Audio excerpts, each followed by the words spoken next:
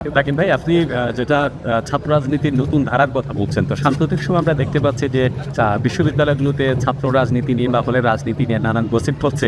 এই ক্ষেত্রে যেহেতু দায়িত্বশীল একটি সংগঠন বাংলাদেশ ছাত্র দল, এই জায়গা থেকে আপনারা ব্যাখ্যাটা আসলে দেখবেন। যে ধন্যবাদ।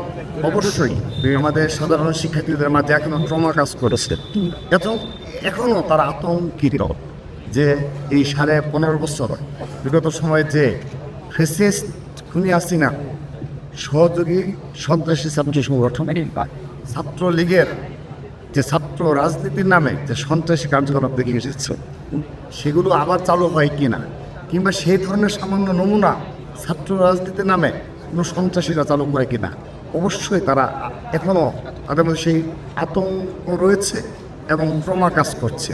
আমরা তাদের এই আবেগ অনুভূতিকে সম্মান জানাই।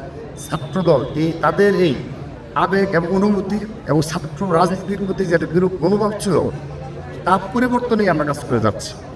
আমরা লক্ষ্য করে দেখবেন যে বিগত 1 বছর আমাদের তারা ছাত্র দলের নেতাকর্মীদের দ্বারা কোনো অনাকাঙ্ক্ষিত ঘটনা ঘটেনি।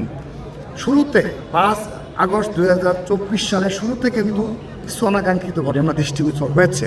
আমরা তাৎক্ষণিকভাবে কঠোর হস্তে তা দমন করেছি এবং সারা দেশে যে শিক্ষা প্রতিষ্ঠানে হোক না কেন, সেখানে যদি সামান্যতম অনাকাঙ্ক্ষিত কোনো ঘটনা ঘটে থাকে, আমরা এমন কঠোর ব্যবস্থা নিয়েছি যে পুরো বাংলাদেশে তার পরবর্তীতে কিন্তু সে ধরনের পুনরাবৃত্তি ঘটেনি।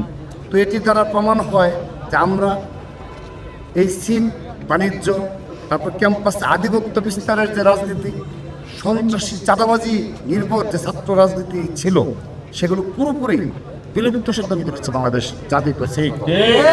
সে কারণে অবশ্যই 1 বছর অতিবাহিত হয়েছে।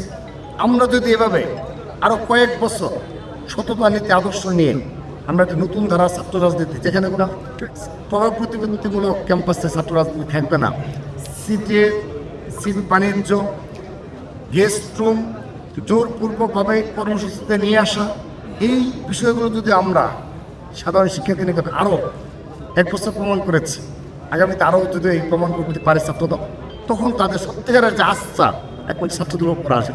কারণ আমরা প্রকাশ্য রাজনীতি করে লক্ষ লক্ষ নেতাকর্মীদের নিয়ে আমরা কিন্তু এ ধরনের ছাত্র রাজনীতি করতে যাচ্ছি।